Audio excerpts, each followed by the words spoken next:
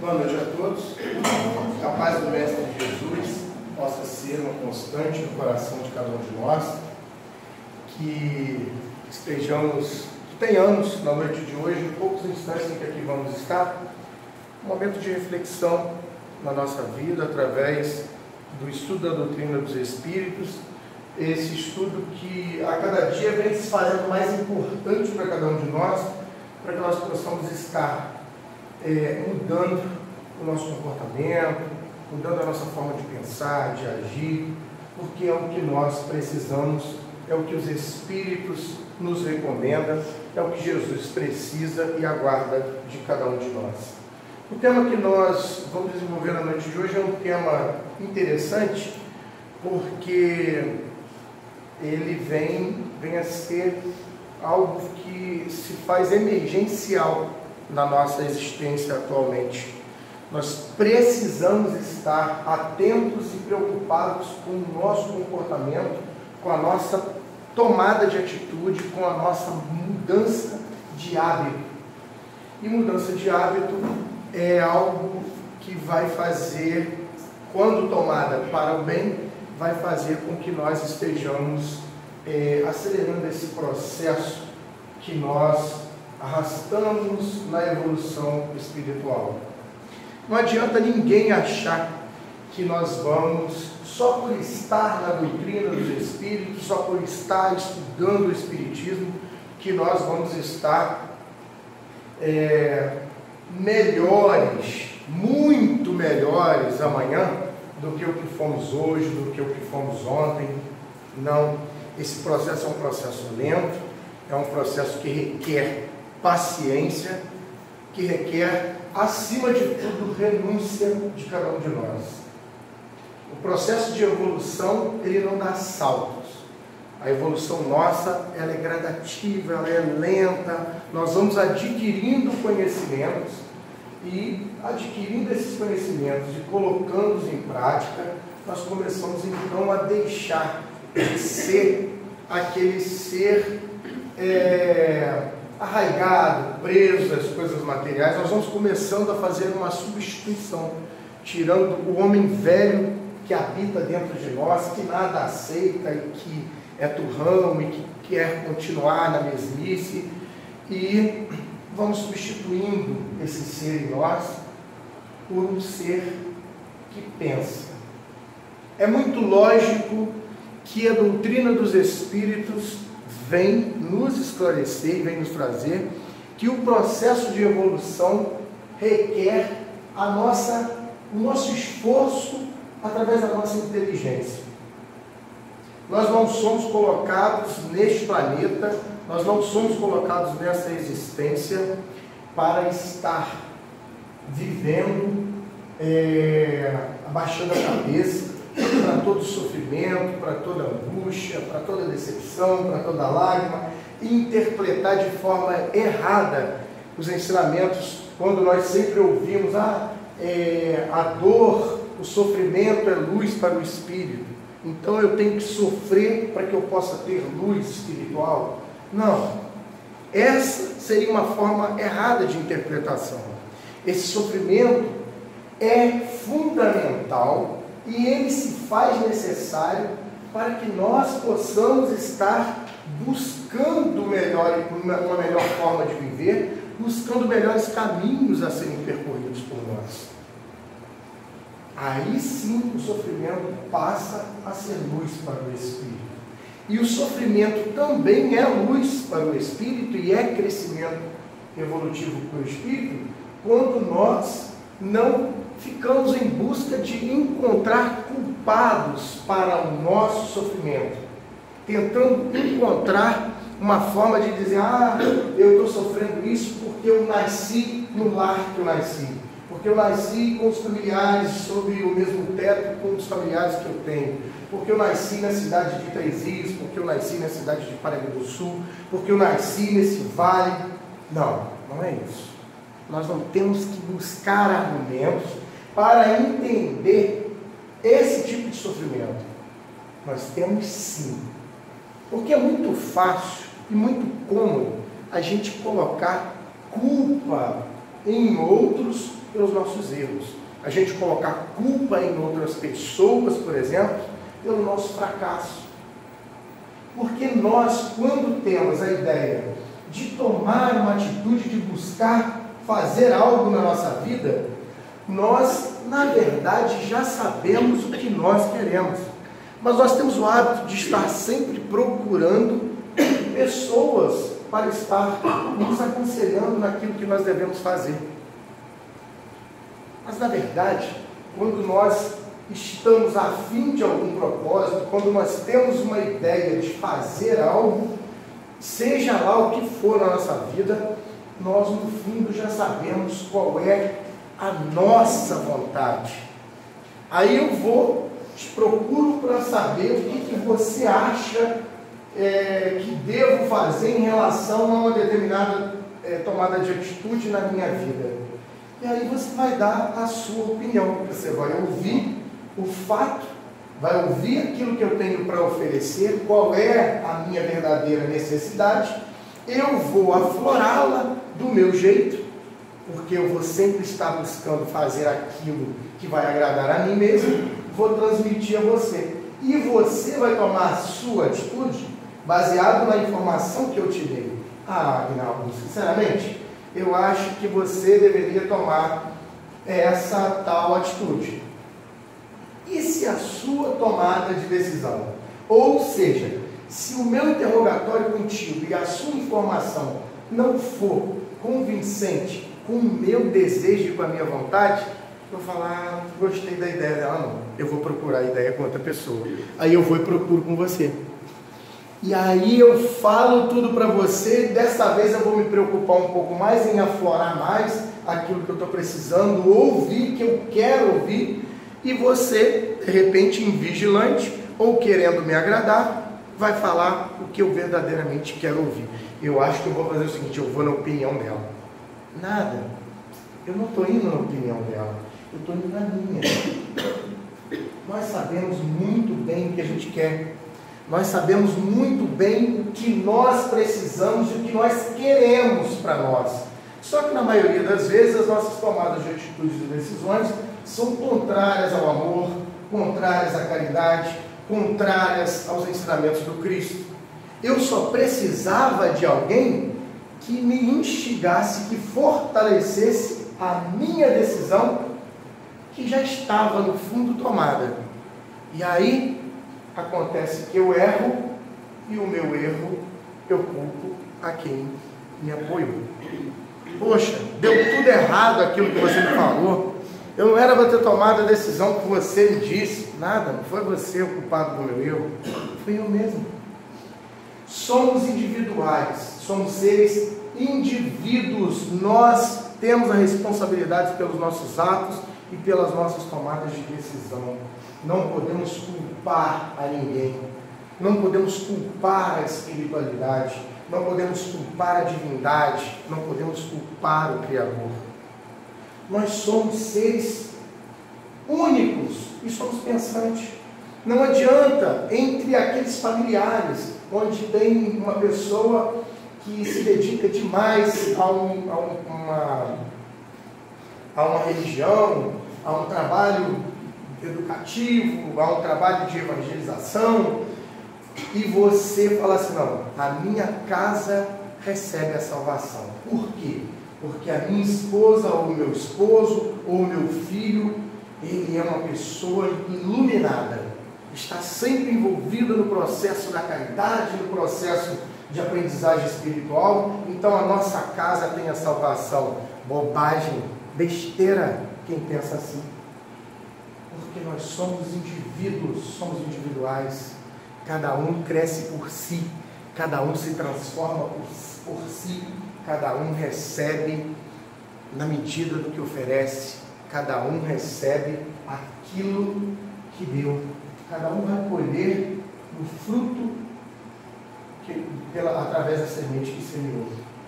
Então, é muito importante já estar atento. Sim, é válido o processo de oração que nós dirigimos aos nossos familiares que não puderam estar junto de nós na casa espírita, ou na igreja evangélica, ou na igreja católica. Sim, é muito importante estarmos orando por aqueles nossos entes queridos, sejam encarnados ou desencarnados, porque a oração é um elo que é levado através do fluido universal, que é um fluido cósmico universal que se encontra em todos os lugares. Em uma comparação até bem grotesca, o fluido universal é como o ar que respiramos. Nós estamos no fluido universal. E tudo aquilo que nós pensamos, tudo aquilo que nós desejamos, nós acabamos, de uma certa forma, criando uma imagem. Tudo que nós pensamos, nós retratamos através do nosso pensamento.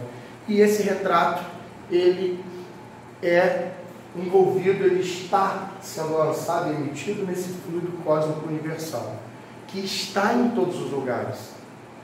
Ainda agora, o que nós estamos pensando, nós podemos estar dando uma imagem a esse pensamento, criando uma imagem. Nós não paramos de pensar em momento nenhum. O tempo inteiro nós estamos pensando.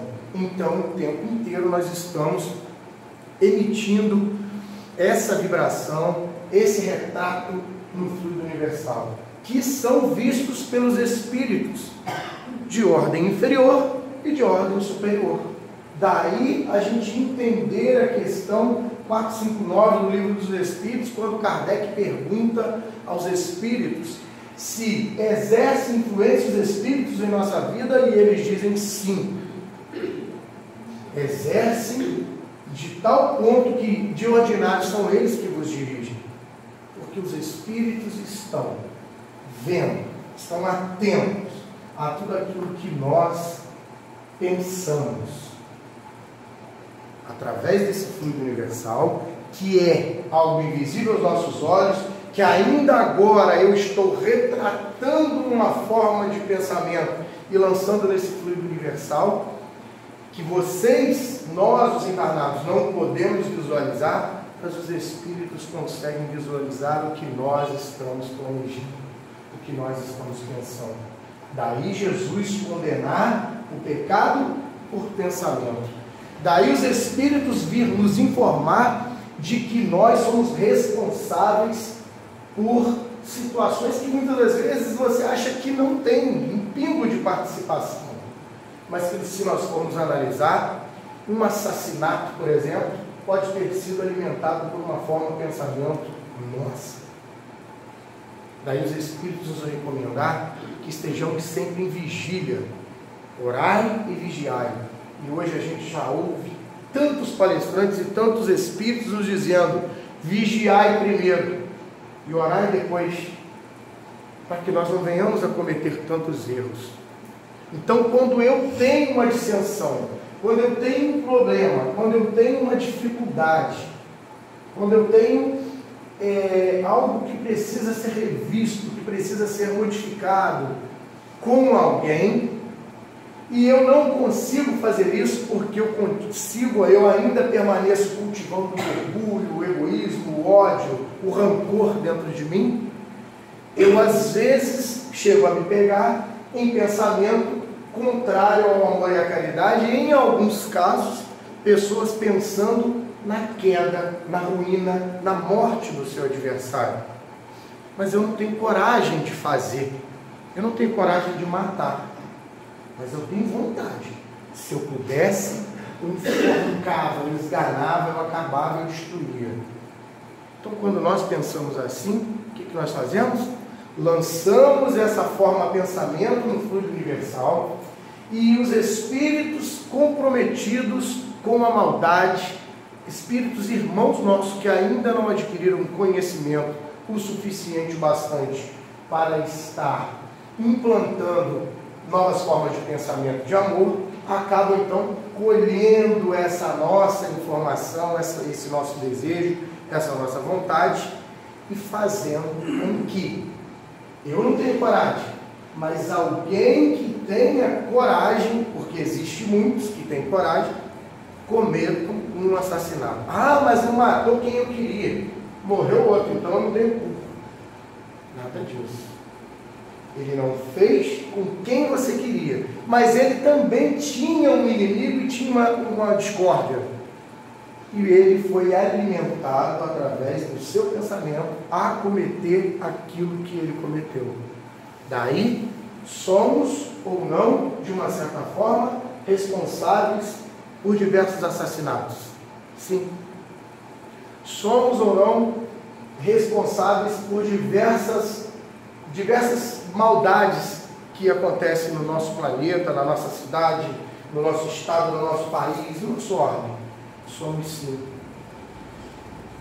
De que pensamento, de que forma vem a alimentação do umbral? Porque o umbral é alimentado por formas de pensamento de criaturas como nós, que pensamos no mal, que pensamos na discórdia, que pensamos na vingança, que pensamos no desejo de cobrança, e então alimentamos as áreas escuras do umbral.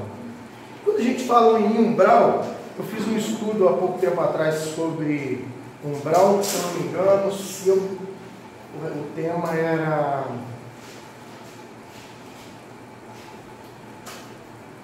um passeio pelo umbral, algo parecido com isso, um passeio pelo umbral. E aí a gente acaba dando uma pinceladazinha nessa questão do umbral. O umbral, todo mundo ouve falar no umbral, que o espírito, o inferno do espírito é o umbral. A gente deixa aquela questão do inferno que nós aprendemos na Igreja Católica e acabamos abraçando o umbral como sendo o inferno conhecido para os espíritos.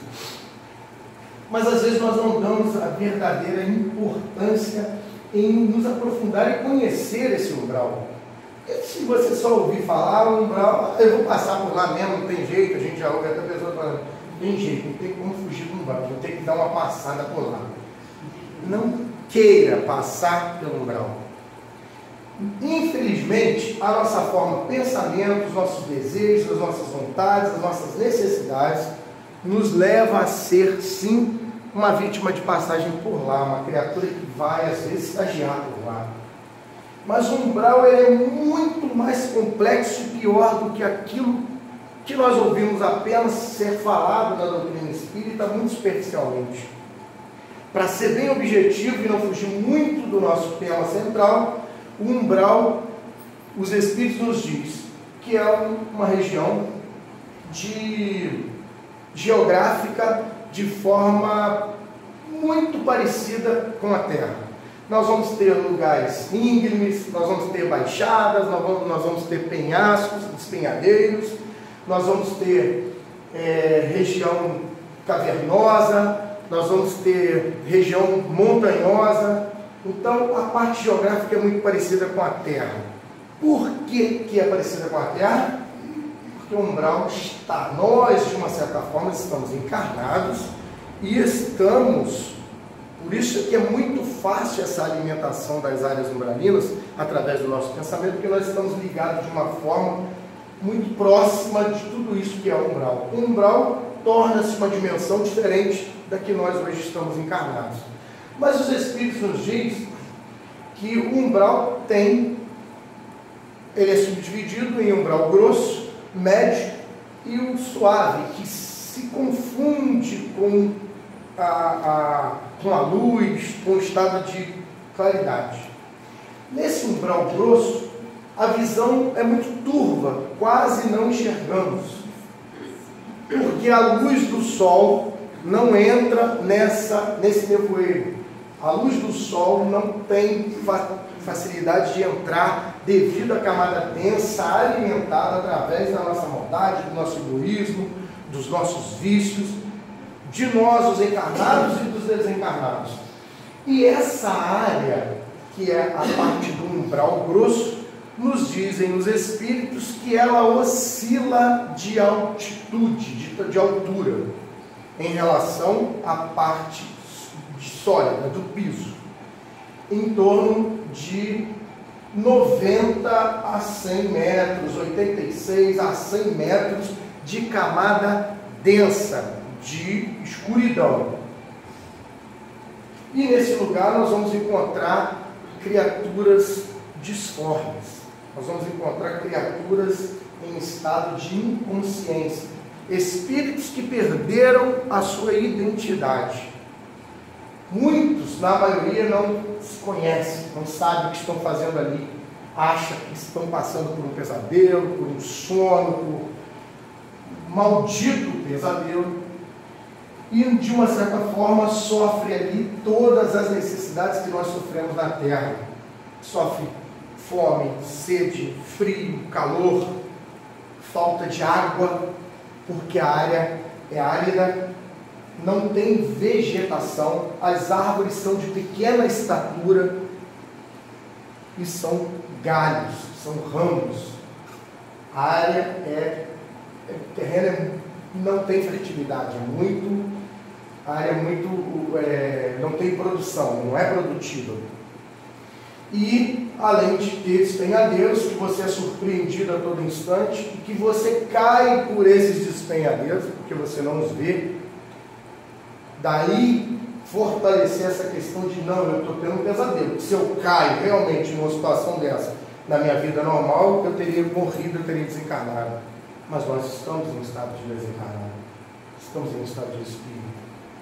E alguns casos, não é regra geral, tá, gente? Porque o umbral, ele se torna pior, mais intenso, mais pesado para cada um de nós, porque somos indivíduos, de acordo com a nossa forma de pensamento. Não é regra geral, mas para alguns que queiram matar, saciar a sua sede e não tem água potável, alguns pingos lá uma vez ou outra entra nessa camada e você então quer se refrescar e quer matar a sede. Espíritos tentam beber dessa chuva que cai em pequenas gotículas. E na maioria das vezes, dependendo do estado do espírito, ele vai matar a sede, e quando ele vai matar a sede, não é água, são larvas que caem na boca do indivíduo. Então o umbral precisa ser um pouco mais, a gente precisa dar um pouco mais de atenção a essa situação, conhecer um pouco mais sobre esse umbral. É algo que nós não podemos estar facilitando esse acesso de entrada lá no umbral. Em o segundo estágio, que seria o menos denso, né? Ele tem de altitude em relação ao primeiro, cerca de 45 a 50 metros de altitude. E o outro se confunde já com uma claridade. Os raios do sol entram com maior facilidade, que é onde se encontram as colônias espirituais de primeiro tratamento, de primeiro socorro. Numa outra oportunidade, se você permitir e nos convidar, a gente traz um estudo mais minucioso sobre essa questão do umbral. O tempo de estadia no umbral não tem tempo estabelecido, pré-estabelecido. Depende de cada um de nós. Porque, quando nós falávamos no início, somos individuais. Nós fazemos por nós. Quarta-feira tem reunião na casa. Quarta-feira tem reunião na casa. Hoje não vou na casa espírita não, porque a novela está no final, eu vou sair de lá e vou perder o primeiro capítulo da novela. Não vou quarta-feira não, mas a minha esposa vai, porque tem um jogão do Flamengo, tem flamenguista aí? Tem um jogão do Flamengo, eu vou para lá assistir, vou ficar em casa hoje, vou na concentração. Mas não tem problema não estou perdendo nada não, porque a minha esposa foi, ela vai orar por mim. Parabéns para você. Sim, ela pode até orar por você, mas não vai fazer aquilo que só você consegue, que só você precisa fazer, que é estar apurando os seus conhecimentos, tentando mudar de atitude, tentando implantar novos hábitos, tentando fazer com que as coisas realmente aconteçam na nossa vida. Então, esse propósito de tentar fazer hoje a nossa melhora é muito importante, ou seja, reparar as nossas dívidas, reparar os nossos erros já, que não venhamos a deixar para amanhã. Nós vamos encontrar no capítulo 10 do Evangelho segundo o Espiritismo, parábolas do Cristo, onde ele nos diz está lá através de Mateus,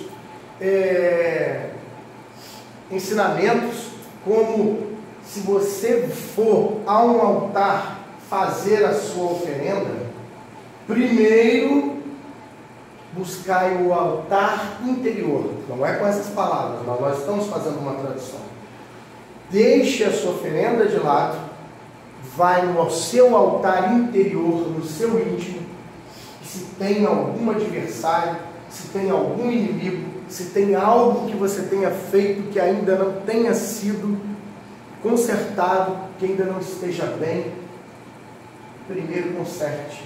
Esteja bem primeiro no altar íntimo, para que depois você vai e oferte a sua oferenda a Deus. Nós estamos, como nos diz no capítulo 6 do Evangelho segundo o Espiritismo, o Cristo Consolador, o Espírito de verdade, orando, olhando, buscando os céus e caindo nos abismos do erro. Nós precisamos deixar de cair nos abismos do erro. Precisamos começar a tentar mudar a nossa forma de pensamento, buscar reconciliar com o nosso adversário enquanto caminhamos com ele, porque depois que ele for, pode ser muito pior. Você, quando tem um inimigo encarnado, você consegue fugir dele, você se esconde, você atravessa de calçada, você prefere não ir nos lugares onde ele está, você sabe que você corre o risco de encontrá-lo. Mas quando nós temos um inimigo desencarnado, aquele que não tivemos tempo de fazer a reconciliação, nós nos tornamos uma vítima, nós nos tornamos uma presa fácil dos espíritos, porque eles estão nos vendo e nos assistindo a todo instante, vendo inclusive aquilo que nós falávamos no início, a nossa forma, pensamento, os nossos desejos mais íntimos, as nossas necessidades. Sabe aquilo que a gente faz quando a gente está sozinho e que nós não teríamos coragem de fazer em meio à sociedade? Eu vou fazer isso porque agora eu estou sozinho, eu comigo mesmo. Tem uma falange de espíritos te vigiando. Nós nunca estamos sozinhos. Mas os espíritos superiores levam em consideração a nossa pequenez, levam em consideração a nossa ignorância, levam em consideração a nossa falta ainda de amor, de caridade, de exercício no bem, levam ainda em consideração a nossa tola incompreensão dos ensinamentos, dos verdadeiros ensinamentos do Cristo. Mas nós não podemos adiar mais para amanhã. Somos trabalhadores da última hora. Somos espíritos que talvez, na altura do processo evolutivo, não tenhamos mais oportunidade de voltar a esse planeta. Somos espíritos que, sim, não estou querendo desqualificar nem desmerecer nenhum membro da doutrina espírita, mas nós temos uma responsabilidade maior do que qualquer outros irmãos nossos de outras religiões, porque nós conhecemos que a vida continua, nós conhecemos e já adquirimos essa capacidade de entender que somos espíritos eternos, que precisamos estar em evolução constante, que precisamos estar aproveitando a oportunidade encarnatória. Enquanto cada um de nós estamos ocupando esse orbe num corpo físico, 5 ou 6 espíritos que em torno de 1945, 46, aguardavam uma oportunidade reencarnatória, nos diz André Luiz. Hoje, a gente acredita que esse número tenha aumentado. Então, enquanto cada um de nós está aqui, estamos aqui ocupando uma oportunidade reencarnatória, naquela época, 5, 6 espíritos aguardavam uma oportunidade para reencarnar. Então, que façamos valer Tem um ditado popular que é muito interessante que nós poderíamos citar nesse nosso estudo de hoje. Não se deixe para amanhã o que nós podemos fazer hoje. Porque nós vivemos da seguinte forma: somos espíritos que já tivemos outras existências. Então, nós temos um passado. Hoje, nós estamos vivendo um presente. E nós temos uma perspectiva de futuro. Mas esse porvir, esse futuro, para cada um de nós, é incerto, é inseguro. Quem entre nós poderíamos hoje afirmar que vamos acordar amanhã no corpo físico, que vamos ter mais uma oportunidade de vida física com o espírito habitando esse corpo físico amanhã? Quem aqui poderia prever que o dia da sua passagem, o dia da sua desencarnação, o dia da sua morte? Quem pode dizer, não, eu tenho mais 10 anos de vida. Não, eu tenho que andar rápido, eu tenho que tentar colocar esse processo de regeneração e de reconciliação com o meu adversário, com os meus inimigos, o mais rápido possível, porque eu tenho mais um ano só de vida. Não. Nem aquele indivíduo, aquela criatura que foi tida pelos médicos como, o fulano não tem muito tempo de vida, o máximo que ele pode ter é mais 3 meses de vida, mais um ano, ele está na fase terminal. Nem esse indivíduo pode se apegar a essa informação e dizer, meu tempo está esgotando, diz o doutor que eu tenho 3 meses de vida. Bobagem. Somos espíritos, estamos aqui para resgatar os nossos débitos, estamos aqui para melhorarmos, estamos aqui para consertar tudo que nós fizemos de errado lá no passado. A Terra é um hospital, nós estamos internados. A Terra é uma escola de aprendizagem, a Terra é uma oficina de trabalho. Então, se nós estamos internados, somos espíritos ainda enfermizos, somos espíritos ainda doentes. Se nós estamos numa escola, nós estamos para estudar, estamos aqui para aprender. Se nós estamos num grande canteiro de obras, se nós estamos numa oficina de trabalho, nós temos que trabalhar. Aí vamos ficar de braço cruzado, aguardando, vendo o tempo passar e não tomar iniciativa, não tomar partido de mudança. Nós não sabemos o que vem após a curva do caminho. Nós conseguimos enxergar o que está à nossa frente, agora, hoje, no presente, mas nós não sabemos após aquela curva o que nos espera. Nós preparamos a nossa bagagem, nós planejamos as nossas viagens materiais sempre que vamos tirar umas férias. Nós planejamos os nossos passeios. Semana que vem tem feriado prolongado agora. Nós vamos viajar, nós aqui, sul-paraibanos e traienses, vamos muito ao Rio de Janeiro, a Cabo Frio, a Guarapari, as praias, regiões banhadas pelo mar. Então eu preparo a minha bagagem, a minha bolsa, levo aquilo que eu sei que vai ser útil para a minha viagem lá. Ou seja, nós nos preparamos e nos preocupamos tanto com o que nós vamos levar para a nossa viagem ali e esquecemos de preparar a nossa bagagem para a desencarnação. Aí chegamos lá do outro lado, sem bagagem nenhuma, sem nada. O que você fez? O que você trouxe? O que você somou na sua bagagem que pode ser útil na vida espiritual? Nada. Não. Sim, eu me lembro que um dia eu estava na beira da rua, lá em Três Rios, no centro da cidade, e que veio um senhor com muita dificuldade de locomoção e eu ajudei ele a atravessar a rua. Um gesto maravilhoso, ótimo. Mas basta? Ah, eu matei a fome de uma família que precisava, que me procurou, a gente agasalhou, a gente vestiu eles. Tá, mas é o suficiente? Tudo isso soma na nossa bagagem. Mas nós conseguimos selecionar aquilo que satisfaça as nossas vontades, os nossos desejos imediatos hoje, em grande proporção.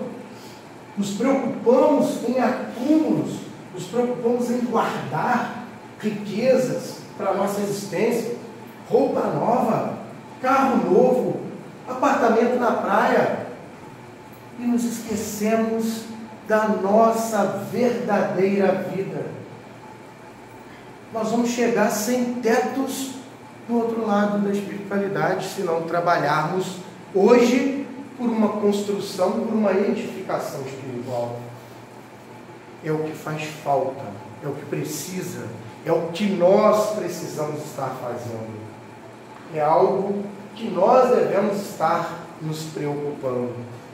Ouvindo uma palestra do Jamiro, agora 15, 20 dias atrás, quando ele nos visitou, ele falava lá em Correias, uma pequenina história de uma caverna. Nós ainda estamos vivendo como se estivéssemos lá dentro de uma caverna, clausurados dentro de uma caverna. Cada um de nós tem a sua caverna. E aí, vivendo lá uma sociedade, um grupo dentro daquela caverna, um fogo, uma chama que não podia se apagar, alimentada com as coisas que eles conseguiam catar, apanhar ali por perto, dentro da caverna, comendo aquilo que podiam comer para se alimentar, mas com medo de descobrir algo diferente, achando que aquela caverna é o seu mundo. Às vezes nós vivemos assim, achando que a caverna é o nosso mundo. E aí, um deles, um dia, toma coragem e desbrava os corredores daquela caverna. E chega do lado de fora, encontra um sol radiante, brilhante, uma vegetação, uma alimentação farta, água pura, ar maravilhoso para respirar, e fica maravilhado com tudo aquilo, e começa então a descobrir a cada momento algo muito, mas muito superior àquilo tudo que ele vivera a vida inteira dentro daquela caverna.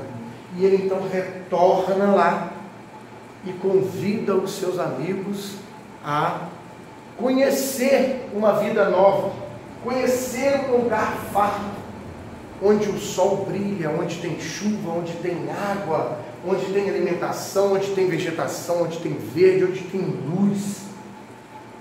E eles, ordenados ali, naquela forma de pensamento, condena ele por tomar aquela atitude e diz: você é um louco, você não sabe o que está falando, não existe nada mais que essa caverna para a gente viver, não existe algo diferente, esse aqui é o nosso jeito de vida, essa é a nossa forma de viver. Não, mas eu pude observar, eu vi tudo lá fora, é muito diferente. Por favor, me acompanha, vamos sair da caverna, vamos lá fora, vamos ver o que eu vi, vamos viver aquilo que eu aprendi lá fora.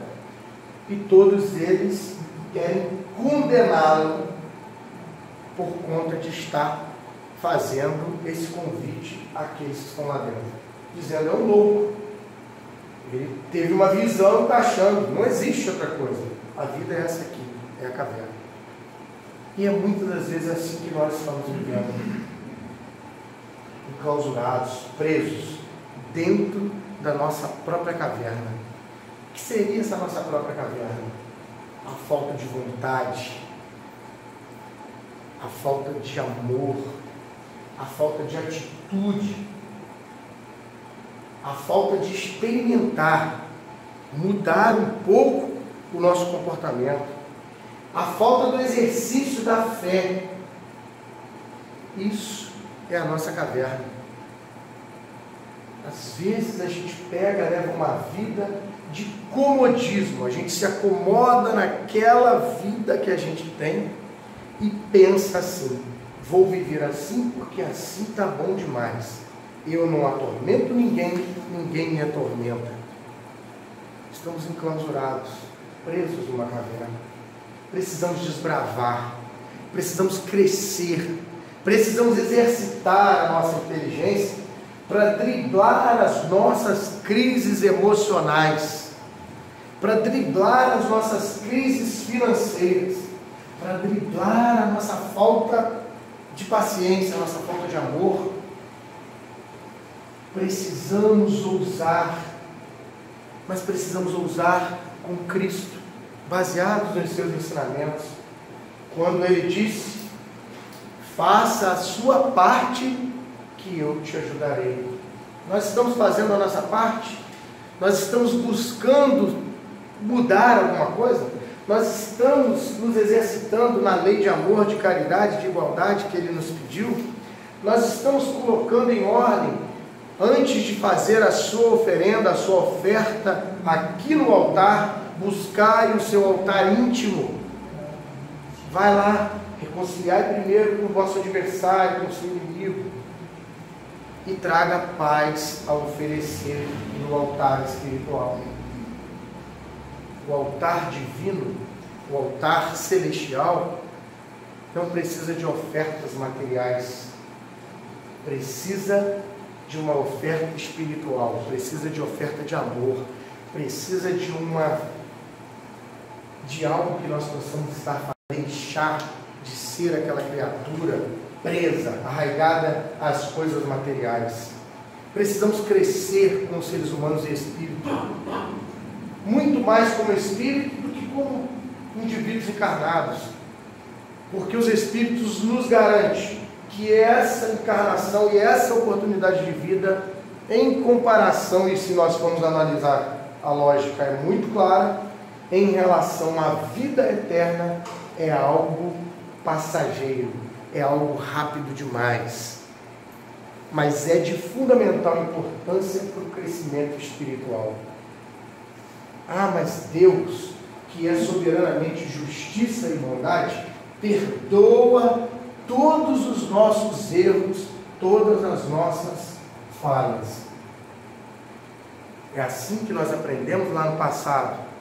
É assim que nós aprendemos com os nossos antepassados, com os nossos avós, com os nossos bisavós, com os nossos pais, que Deus era um ser que castiga quando nós erramos, mas que também sabe perdoar quando nós pedimos perdão. Engano nosso, bobagem. Deus não castiga, Deus não pune, mas Deus também não perdoa. Perdão é para nós, os humanos. Você me fez uma ofensa e eu te perdoo. Você me agrediu, você me ofendeu, você me atacou e eu às vezes te perdoo. Deus não perdoa. Nas nossas orações é muito comum a gente se dirigir a Deus: Pai, quero que me perdoe pelo meu erro, quero que me perdoe pela minha falta. Tá, é um ato que nós utilizamos, uma ferramenta que nós utilizamos para estar fortalecendo a nossa crença e a nossa fé de que nós podemos receber o perdão, mas esse perdão vem em forma de oportunidade. Deus te dá a oportunidade. Quando Jesus atendeu aquela mulher que seria apedrejada, que havia sido pega em situação de luxúria, de prostituição, e que foi levada até Jesus, e eles perguntaram a Jesus, dizendo: essa mulher foi pega em adultério, o que nós vamos fazer com ela? A lei de Moisés diz que nós apedrejemos até a morte aquele que fora pego em adultério. E tu, o que nos recomenda fazer? Qual a postura de Jesus?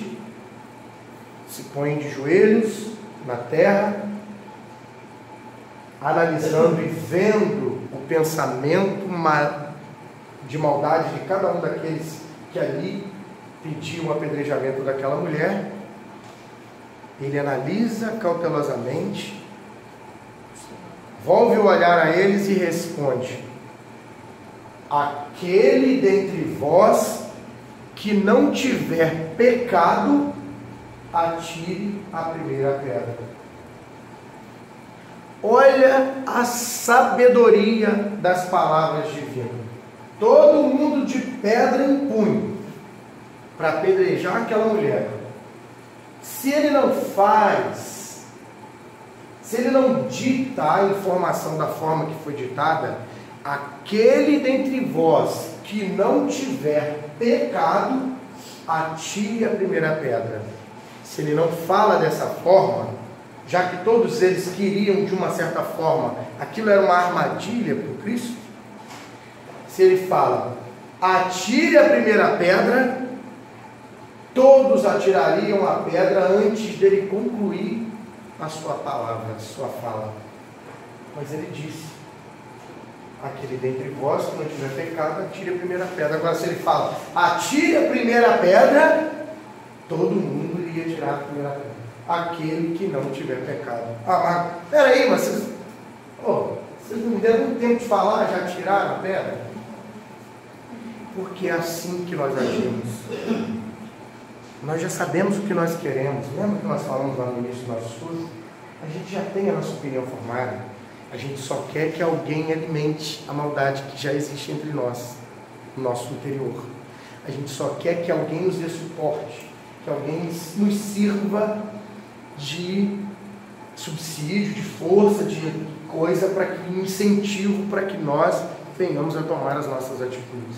Mas quando nós erramos, nós dizemos que o culpado pelo meu erro foi aquele que me incitou, que me ajudou, que me fez tomar aquela atitude. A atitude é nossa, é nós que tomamos. Então, há uma necessidade muito grande de que nós venhamos a reparar as nossas faltas e os nossos erros hoje, agora, no presente. Não podemos ficar adiando mais. Jesus já nos pediu isso há 2000 anos atrás: reconciliai com o vosso adversário enquanto vive com ele. Nós não podemos esperar mais tempo.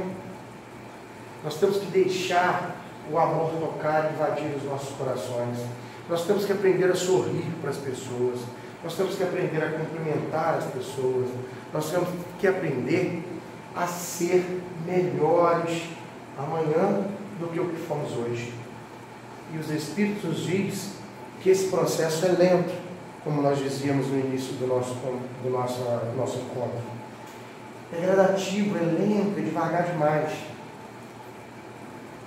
Para se ter uma ideia, é mais ou menos assim: se no passado, há 4, 5 encarnações anteriores, eu tinha a coragem de matar, de tirar a vida do meu inimigo, eu mesmo pessoalmente,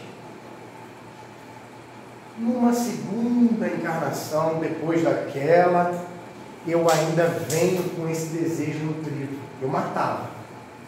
Agora eu já não mato mais. Eu pago alguém para matar. Não, vou matar não tenho coragem. Mas eu vou fazer o seguinte: que ele merece a morte, ele merece. Quando você me cobra para ir lá e dar cabo na vida dele, aí eu ia lá, pagava alguém para matar. Me livrei daquele meu inimigo. Uma outra encarnação, às vezes 2, 3 encarnações, eu perdi um pouco mais desse desejo de vingança. Antes eu matava, depois eu pagava para matar, aí agora eu já estou melhor, já estou uma pessoa mais tranquila. Me ofendeu, pisou no meu calo, me feriu, eu já não mato mais, eu já não mando mais matar, mas eu dou uma surra no caboclo que eu quebro ele no pau. Pronto. Eu evoluí ou não evoluí? Eu não evoluí? Evoluí. Mas quanto tempo me custou isso? Quantas encarnações me custou isso? 3, 4, 5 encarnações. Eu caminhei muito pouco. Mas é assim. O processo evolutivo é muito lento. Que nós somos ainda vítimas das nossas vontades, das nossas necessidades. Nós somos presos e arraigados a esses desejos. Aí o que acontece? Eu que matava, que depois não matei mais, mas mandei matar, paguei para matar, e que agora eu não consigo mais pagar para matar, porque matar um indivíduo é muito pesado para mim. Eu dou uma surra nele de pau, eu quebro ele no cacete. Numa próxima encarnação, me feriu, pisou, eu já não tenho mais coragem de eu mesmo dar uma surra e quebrar um indivíduo. Mas eu te pago para fazer isso para mim. E aí, nós vamos evoluindo. Aí hoje, eu já não tenho mais coragem de matar, de pagar alguém para matar, de dar uma surra e quebrar ele no pau, na outra de pagar alguém para quebrar ele por mim, que ele merece uma coça devido a tudo que ele me fez. Aí hoje, eu estou um pouquinho mais evoluído. Eu já não faço mais nada disso. Mas eu quero a ruína dele. Vou desejar tudo de mal para ele. Que ele não tenha prosperidade nenhuma na vida. Tudo que puder acontecer de errado na vida dele, que aconteça. Porque hoje eu não tenho coragem de bater nele mais. Mas eu tenho coragem ainda de desejar o mal. Gente, até quando nós vamos agir com esse pensamento, esse desejo de maldade? Se nós formos analisar, no processo evolutivo, nós não estamos muito longe do sacrifício de Jesus. 2000 anos se passaram e nós poderíamos estar lá, ajudando a chicotear, ajudando a pregar Jesus numa cruz, ajudando a sepultar Jesus há 2000 anos. E olha o que hoje nós ainda estamos fazendo. Olha os desejos que nós ainda alimentamos. Um pai, acho que a maioria de vocês já deve ter ouvido essa história. Um pai, vendo que o filho era muito ranzinza, vendo que o filho era muito perverso, que só cometia atrocidades e maldades, e ele sempre tentando educar, e o filho não aceitava as suas recomendações. Ele chama o filho e fala: olha, apresenta para ele uma tábua lisa, limpinha, maravilhosa, linda, toda envernizada. Você sabe o que é isso aqui? É uma tábua. Então, como eu já cansei de te pedir que você mude de atitude e de comportamento com seus amigos, com seus familiares, comigo, com a sua mãe, na sua vida, e você não toma essa atitude, nós vamos fazer o seguinte: a partir de hoje, a cada erro, a cada malcriação, a cada ato seu que não é aprovado, porque é insano, nós vamos pregar um prego nessa tábua. E então os pregos começaram a ser colocados na tábua. O menino fazia uma malcriação, fazia algo de errado, e ele escutava lá, pá, o martelo soando, o barulho do martelo, pregando aquela tábua. E aquilo era como se fosse um prego espetado no seu coração, porque ele sabia que aquilo era um erro que ele havia cometido. E os pregos começaram rapidamente sendo pregados na tábua. E a cada pregoada ele sentia como se algo estivesse lhe ferindo.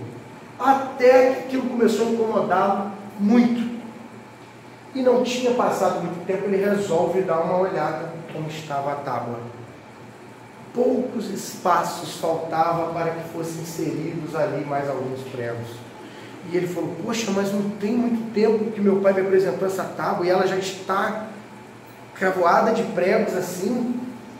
Eu tenho que mudar realmente de atitude. E chama o pai e fala: pai, eu quero mudar de atitude. Eu fiquei espantado de ver que em tão curto espaço de tempo a tábua está cheia de pregos. E o pai fala: então vamos fazer o seguinte: a partir de agora, a cada boa ação sua, nós vamos arrancar um prego da tábua. E ele então aceita a proposta. E aquilo começa então a acontecer, ele começa a mudar de hábito, a mudar o seu comportamento, as suas atitudes, e os pregos foram ali sendo arrancados da tábua. Quando já não tinha quase nenhum prego, poucos pregos faltavam, o pai resolve fazer então uma surpresa para ele, leva a tábua, chama ele e mostra a ele: olha, eu quero te mostrar como foi o andamento do seu comportamento. A tábua está com poucos pregos. E ele, que alívio! É como se cada prego desse que o Senhor arrancou da tábua fosse um daqueles que eu sentia doer no meu coração e que foram retirados. E aí os pregos acabam de ser retirados, mas ele pega a tábua e fala: pai, mas ela era tão linda, ela estava envernizada, chegava a ter brilho, agora está toda marcada pelos fios dos pregos. E aí o pai diz a ele: assim é o nosso comportamento, assim é as nossas tomadas de atitude, assim é o que nós fazemos com a vida que nós recebemos do plano celestial de Deus. A cada erro, você pode sim consertá-lo, mas tenha certeza que ele precisa ser espiado, que ele precisa ser reparado. Uma ferida vai ficar e nós precisamos então reparar. Se você tem uma bicicleta e eu sou seu amigo, não tenho uma bicicleta como você tem, e você me apresenta, por gostar muito de mim, a sua bicicleta, eu pego ela e vou até você, elogio a bicicleta, linda a sua bicicleta, e você, muito meu amigo, fala: não tem problema não, Aguinaldo, na hora que você precisar da minha bicicleta, eu te empresto a minha bicicleta. E aí eu tomo logo a vontade de dar uma volta nessa bicicleta. Eu pego ela emprestada contigo e vou dar uma volta na bicicleta, mas eu não tenho cuidado, porque aquilo não é meu, é seu. E eu já estou meio mordido, porque eu não posso ter uma bicicleta como a sua. Aí eu acabo danificando a sua bicicleta. Vamos supor que eu quebre o pedal da sua bicicleta e vou te devolver a sua bicicleta com o pedal quebrado. Aí você vai ficar muito triste, porque, poxa, eu emprestei a bicicleta boa, nova para o Aguinaldo, e ele me devolve a bicicleta com o pedal quebrado. Aí eu vou e te peço, porque eu sei que você gosta muito de mim, te peço perdão, desculpas por ter quebrado o pedal da sua bicicleta. E você, por ter o coração bondoso, perdoa. Tudo bem, não tem problema não. Quando eu puder, eu vou colocar um novo pedal na bicicleta. E eu me sinto com o dever cumprido. Pedi desculpas e ele, por gostar muito de mim, ele me perdoou. E aí vou viver tranquilamente, porque ele me perdoou, eu estou quite. Tá, ele me perdoou, ele arrancou esse prego. Agora eu preciso reparar, porque ele vai continuar indo para a escola a pé, como eu, porque ele não tem o pedal da bicicleta, porque a bicicleta está danificada. Então, eu sacrifico ele de uma certa forma, um gesto, uma atitude que eu tomei. E achando estar perdoado, levo a minha vida na maior cara de pau, como se tudo tivesse resolvido. Não, eu preciso te devolver em perfeitas condições aquilo que você me ofertou. Daí, eu venho num processo reencarnatório para poder sentir na pele aquilo que eu fiz, o outro sentiu. É a lei de causa e efeito. Está tudo kit, perdão ele já me deu, mas eu preciso reparar o meu erro, preciso reparar a minha falta. Se eu não fosse perdoado, algo pior estava por acontecer, porque aí, além de ter quebrado a bicicleta dele e ele não ter me perdoado, eu ia sair falando mal dele. Pô, cara, incompreensivo, fui lá pedir perdão a ele porque eu quebrei o pedal da bicicleta dele e ele não me perdoou. Eu estaria agravando ainda mais esse erro. Então é simples assim.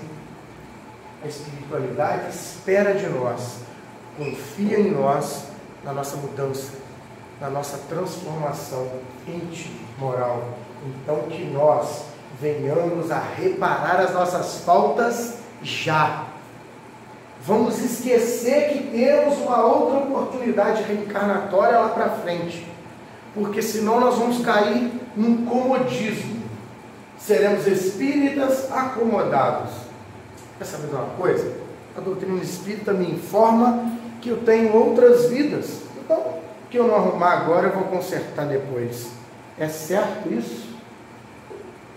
É como se eu entrasse na escola, como se eu fosse cursar um curso, ou uma faculdade, ou no início da minha formação escolar, e falasse assim: não tem problema não, essa escola aqui adota a situação de que se eu não passar esse ano que vem eu repito. Aí ano que vem, esse ano eu não estou muito afim de estudar, não vou deixar para estudar no ano que vem. Quem é o aluno que gosta de repetir de ano? Quem é o pai e a mãe do aluno que gosta que esse aluno repita de ano na escola? Ninguém. Então o pai e a mãe desse aluno, a espiritualidade, Deus, os espíritos envolvidos no nosso processo de evolução, muito se chocam, muito se entristecem com essa nossa tomada de atitude. Eu sou espírito, o que eu não fizer hoje, eu faço na próxima encarnação. Então é hora de nós começarmos a pensar nessa palavra, nesse tema. Reparação das nossas faltas já, agora, para que elas não venham a ser mais causticantes, para que elas não venham a ser mais difíceis no nosso processo de expiação futura. Porque quanto mais tempo nós passamos nos erros, no erro, mais tempo nós vamos levar para estar quitando os nossos débitos. Que Jesus os abençoe. Agradeço imensamente o carinho de todos vocês, dos dirigentes da casa, pelo convite. Obrigado, Laura, obrigado pelo convite. E a gente se coloca à disposição para vir aqui fazer um bate-papo em uma outra oportunidade. A gente não classifica o nosso estudo como sendo palestra, não. É um bate-papo, é uma conversa, é uma troca de conhecimento. Porque eu acho que para a gente ser palestrante, se colocar como palestrante, muita coisa ainda nos falta. Principalmente uma grande reforma moral íntima. Porque, na verdade, quando nós falamos numa casa para alguém, primeiro a ser puxado a orelha, primeiro a ter tido o compromisso de transformação e de modificação, somos nós que preparamos o estudo para estar passando. Que Jesus os abençoe. Eu agradeço a todos e agradeço aos dirigentes da casa. Obrigado.